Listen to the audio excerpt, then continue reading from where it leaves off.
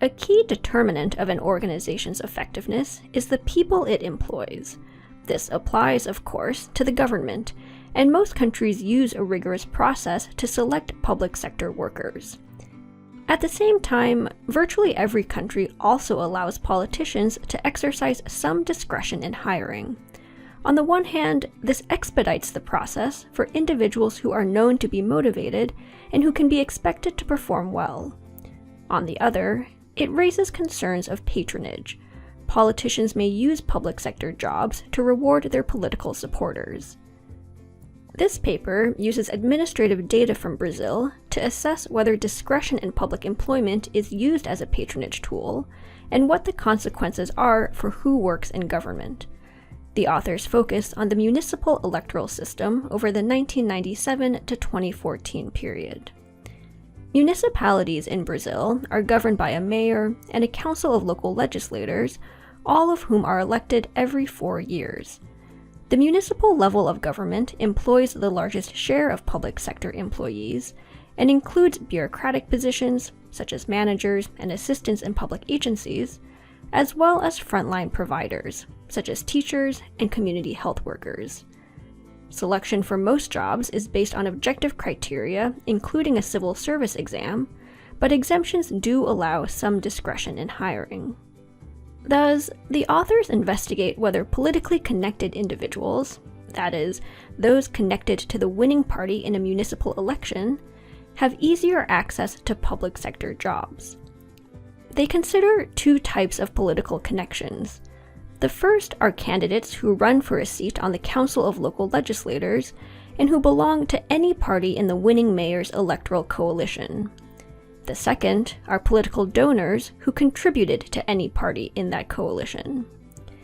Because political connectedness is likely to be correlated with other factors that affect public sector employment, the authors focus on close mayoral elections where the winning party and the runner-up are within a 5 percentage point difference. The idea is that, in highly competitive races, whether one party or the other wins the election, and therefore whether one group of supporters or the other becomes politically connected, is as good as random. Therefore, to isolate causal effects, we can compare the pre- and post-election outcomes of the winner's supporters versus the runner-up's supporters. The resulting figures show that being politically connected substantially increases the probability of being employed in the public sector, excluding any jobs as elected officials. Prior to the election, supporters of both parties look very similar, but post-election, large differences emerge. Supporters of the winning party are 10.5 percentage points more likely to have a public sector job after the election, a 47% higher likelihood relative to supporters of the runner-up. Moreover, the discontinuity in post-election outcomes occurs at precisely the zero margin of victory. That is, when we compare supporters of parties that barely won and supporters of parties that barely lost.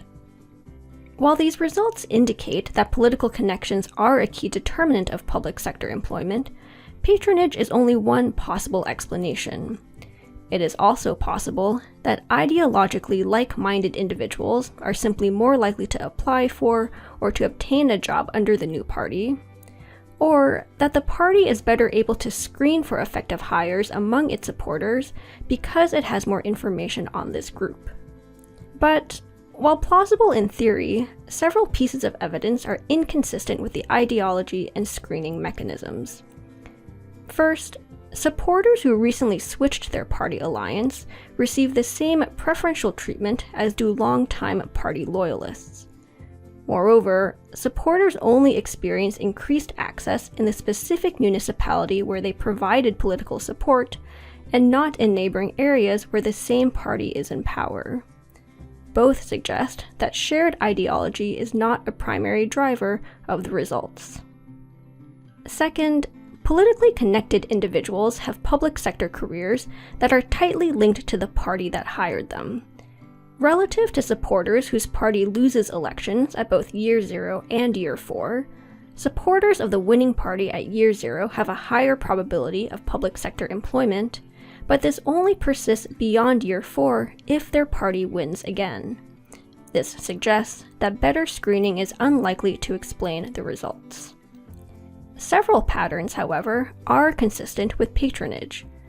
Post-election, political supporters are more likely to be employed across all levels of the municipal government.